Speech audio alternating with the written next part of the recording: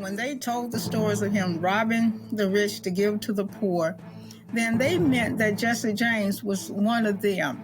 He was the little person who had lost everything in the Civil War, who had lost family members. He was getting something for them, something back for them that they had lost. Welcome to Journalism History, a podcast that rips out the pages of your history books to re-examine the stories you thought you knew and the ones you were never told. I'm Terry Finneman, and I research media coverage of women in politics. And I'm Nick Hirshon, and I research the history of New York sports media. And I'm Ken Ward, and I research the journalism history of the Great Plains and Rocky Mountains. And together, we're professional media historians guiding you through our own drafts of history. This episode is sponsored by Taylor & Francis, the publisher of our academic journal, Journalism History. Transcripts of the show are available online at journalism-history.org/podcast. You'd be hard-pressed to find a character in American history so thoroughly mythologized as Jesse James. He's the subject of more than a dozen movies and countless books, and he's often depicted as an American Robin Hood, stealing from the rich to give to the poor.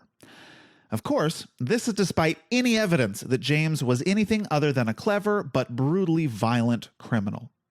The conversion from bandit to folk hero was well underway even as James and his gang were actively robbing and sometimes killing victims, much of that crime occurring in the state of Missouri. And in this episode, Norfolk State University Associate Professor Dr. Kathy Jackson explains the outsized role newspapers played in making a hero out of the murderous Jesse James. Kathy, thanks for being on the show. So why don't you start by giving us just a little bit of background information? I think a lot of us feel like we have an idea who Jesse James was, but who was he? Where was he? When was he doing the things he was doing? Jesse James lived in Missouri. He was active from about 1867 until he was assassinated or murdered by one of his gang members in 1882. So he had this long string of robberies, stagecoach robberies, train robberies. He even robbed a mail coach once. He robbed a state fair in Kansas City, and he was never captured. Many people don't even believe, because of the mythology about him, the legends, that he was even a real person now. Someone will ask me, you did research on Jesse James, was he a real person? And yes, he was real, but there have been so many movies about him. In the 20th century, for each decade of the 20th century, there was a movie about Jesse James. Huh. Well, and as you described that, he reminds me a little bit of Robin Hood, and we'll talk more about that a little bit as we get into how the press covered him, but that's the same idea in my mind as Jesse James. Was he real? Was he fiction? That sounds a lot to me like Robin Hood, where we have this criminal who, did he exist? Did he not? And what sorts of things was he doing? Were they crimes or were they not? So, go ahead. Well, when you're talking about outlaw heroes of this type, anti-heroes, that is the thing, that they all have these similarities. Robin Hood, he robbed the rich to give to the poor. Jesse James robbed the rich to give to the poor. But in reality, Jesse James believed that giving to the rich or whatever, that all of that stuff began at home. He kept all his money. He didn't give anything to the poor. He didn't care about them. Their money was in the bank, so he was robbing them too. Why would he give it back to them? But the legends that sprung up about him are the same ones about Robin Hood, about any anti-hero. They tell, and that is the beauty of folklore, that the stories are the same over and over again, that the method of telling these stories is the same over and over again. You must have someone who says something that is familiar, like Joe down at the corner store, he told me, or my grandfather told me, or it's sprinkled with places that everyone recognizes, to make that story homebound. You talk about sense of place studies. It is about folklore, how we are tied to the land, to the people who walked that land at one time. It is our history. And we live it over and over again through these heroes and these stories we tell about them. Gotcha. So we've used some terms like folklore, folk hero.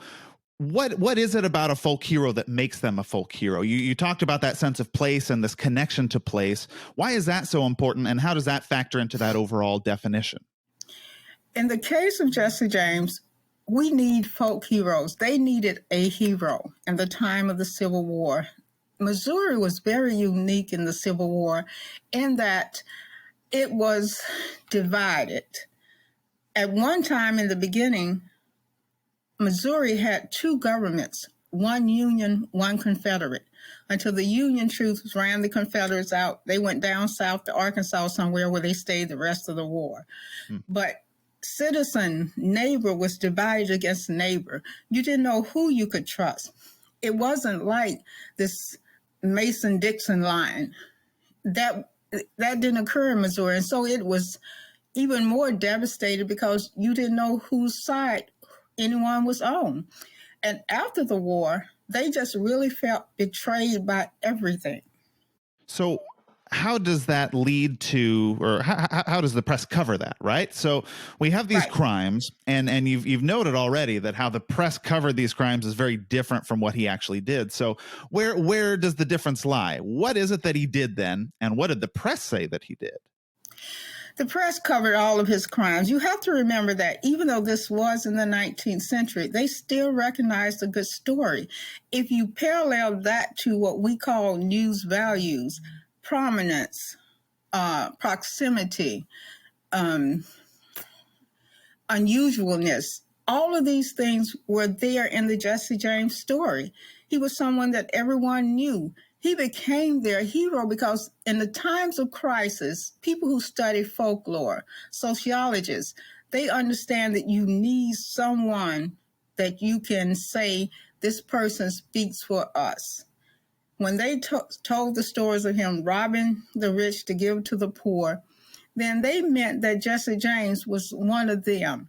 He was the little person who had lost everything in the Civil War, who had lost family members. He was getting something for them, something back for them that they had lost. You can't separate we have this myth about objectivity, but you can't separate people from the times in which they live. Reporters, journalists, editors, they lived in these times too. And this is where the legend began in Missouri, and it spread across the country and around the world. There was a international historians poll done many years ago when I was doing this research. And they said that Jesse James is the third most recognizable American character from history. And so this story that began in Missouri, in the countryside of Missouri, somehow spread, became an American story, and then an international story. And the media, the newspapers, I found to be the source for that story. When people tell stories, that's orality. It's impermanent. It does not last. And it's known as being, this fake story people are telling. But legends are based upon bits and pieces of real events, action, history. And so when you tell this story about Jesse James, this legend is real and it becomes something different. When it was written down in the newspapers, it became authenticated, real for all time. You mentioned that this narrative about Jesse James is so rooted to this place that had gone through this really tumultuous period, as much of the United States did during the Civil War. Yes, I'm very curious. So if the myth began in this part of Missouri, and then the story spread throughout the United States, and as you just said, throughout the world, why is it that the rest of the country and outside of this region adopted this same Robin Hood ideal, right? I understand a little bit about this sort of conflict-filled area and them wanting to sort of find this story to rally around and sort of all identify with. What about other parts of the United States? What do you attribute that adoption of that narrative to? it was an exciting story. you think of Missouri was at that time was civilized. It wasn't back in the Wild West days, but it was still a part of the country, say for the Eastern papers, that they thought of as being this wild and woolly place. And Easterners, other parts of the country, they always loved these stories about the Wild West. And what else was Jesse James? He was riding through the night with his guns blazing. He had the best horses. All of these things were in the newspapers about him. He could shoot the fastest. He had the steely gaze. All of these things was like the dime novels that people loved, especially the last part of the 19th century. Even before Jesse James died, there were dime novels being written about him, mostly from people who were reporters in Missouri. They wrote the stories that went back east, and that is where the story started spreading. It was an exciting story. That's really interesting in that, today we talk a lot about, or there's a lot of talk about sort of like helicopter journalism or parachute journalism, where when we think about an area in the interior of the country like Missouri, we think of sort of coastal reporters plopping in to get a news story when there's some sort of crisis in that region and then going back and reporting from one of the coasts. This is an interesting case where we see kind of the opposite happening, where Missourians seem to be writing this story and determining the tone that the rest of the country will take toward the story, right? Sort of establishing this folk vision of who Jesse James was, and then that sort of disseminating out to the rest of the United States. Right. There was really no proof that anyone from New York City came to Missouri to cover this story. All of these stories were transmitted via telegraph, the AP, clip and paste, what we call clip and paste now. So the story started there in Missouri, and I tried to trace the stories. And I looked at how the stories appeared in different parts of the country. Like I did Kentucky, the New York Times. I looked at New Mexico, papers in New Mexico, in order to tell or in Chicago. Chicago kind of was, Missouri and Chicago had this rivalry going on. Chicago would send down the Pinkertons and the Missouri newspapers after the Pinkertons were killed at the Jesse James farm. Send some more down here. We'll take care of them too. I mean, it was this whole stories, editorials that were being written back and forth. Missouri was protecting its own Jesse James.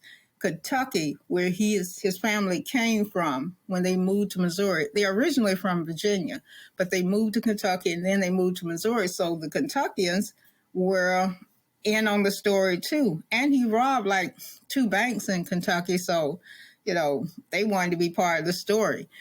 So it was, from what I could determine, these stories were transmitted from Missouri to the rest of the world because they were word for word what the Missouri newspapers had written. Huh. That's so interesting what you said about that rivalry between Missouri and Chicago.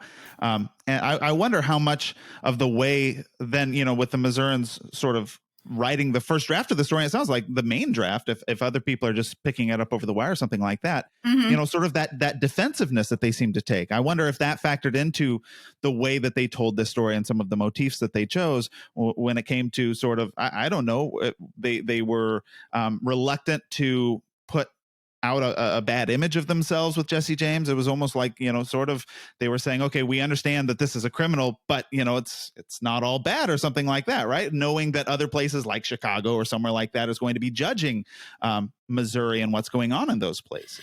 Well, there was this conflict, this dissent. As you looked at my research, I used the 12 heroic motifs of Richard Myers, and all of them were in the news stories. Dissent was among, and you found that in the editorials. There were several newspapers in Missouri that knew he was a criminal and wrote about him in that way. Yet at the same time, they were protective of him. If someone else wrote about him, they would say, they would clap back. They were far from partisan journalism at this time. But when it came to the story of Jesse James, they were very partisan and protective of Missouri. How are you going to talk about our criminals? You got all these criminals up there, people killing each other. Oh, yeah. It just went back and forth between them. Well, and I find the motifs that you identified or applied to the case of Jesse James really fascinating, right? Some of these motifs, like the native son, the clever hero, the escape artist, the undead, right? Yeah. Can you explain some of these motifs, what they mean just generally, and then how they applied to the case of Jesse James? Okay. The native son, of course, is the fact that he was from Missouri. That was always recognized. They would talk about his family, where he was from, what he did. His crimes originated in Missouri. They were very, as we talked about before, they seemed to be very proud of the fact that he was one of their own. The folk hero, in sense of place, he has to be from this place where he is recognized. People hid him out in Missouri. If they knew that the officers were coming, then they would let him know, or they would go and tell him. They knew about the caves that he supposedly hid in and hid his gold and all of this stuff. So that was the native son. The clever hero, he was always outwitting the posses or anyone who was after him. Like he was, an escape artist. At one time, they said that he had his horse walking backwards or some such nonsense. And then the ultimate was when he escaped from Northfield, Minnesota. Hundreds of posse men in the story said they were after him. And yet, Jesse James, he had lost his horse. Somewhere he said he lost his shoes. He was hungry. And yet he made it hundreds of miles, he and his brother, Frank, all the way back to Missouri, the escape artists. And they wrote these stories about the posses and how they were so stupid and how they were just, idiots, that they could not catch him, the clever hero, Jesse James. And, you certainly can see then why a newspaper would pick up a story like that. What then is the effect, right? So in the end, how much of what we think we know about Jesse James is true? How much of it is kind of half true and half false? And then how much of it is just fabrication, right? Because I would assume that these news reports, even though they're using these motifs, are basing what they're reporting in fact, right? Where's the line? There wasn't really a line. When you talk about folk heroes, in the lexicon of folklore, Jesus Christ was a folk hero. There was little known about his birth or his life, like Jesse James. I probably know more about Jesse James than he knew about himself. Because there's so very little written about him. What we know is from the news stories, and he even, as part of the clever hero, he would even write the newspapers himself, and he would avidly read the newspapers to just see his name in print. And he would tell them, I was nowhere near that robbery. I was over here such and such place, hundreds of miles away. And whenever there was a robbery anywhere, for example, there was one bank robbery in, I think, Kentucky, and during the same day, he was supposedly down in Mississippi robbing somebody. He got all that way on a horse now in the same day. So there were a lot of crimes that were attributed to him that he didn't do. And the line you're talking about between what is real and what is not, who knows where that line is? There's much more in fiction about him than there is in reality. And so I guess the bottom line then is the press blurred that line, right? Yes. Right. I guess with a character like Jesse James, you wouldn't expect, what else would there be? Crime reports or something like that in this part of the country in this era. It really is just the news reports that we have to rely on. But in this case, because of the use of these motifs, we just can't trust it, right? Right. We can't trust it because and you remember that this is not just straight news reporting like we have today, all the facts and nothing but the facts, ma'am. It was very flamboyant. Oftentimes they were paid per line. So, of course, you're going to write more lines and fill in more details than what you might even know about in order to get paid more money if you are working as a writer, as a reporter.